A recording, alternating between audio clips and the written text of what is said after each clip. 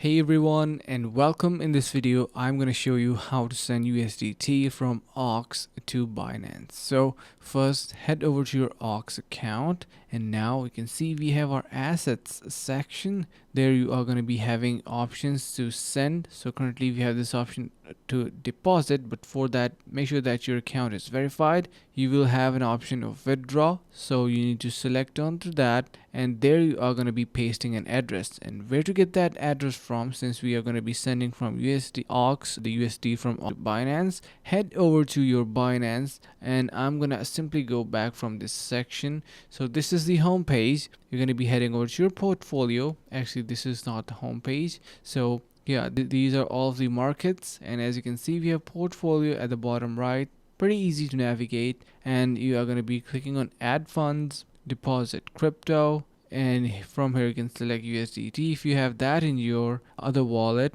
then you select your network and copy this address, and this is the address we need to paste in OKEx. Once you do, you will be easily able to send from OKEx to Binance. So that finishes off our process, and I hope this is going to be helping you guys out, and if it does, consider subscribing to our channel. And yeah, that's pretty much it.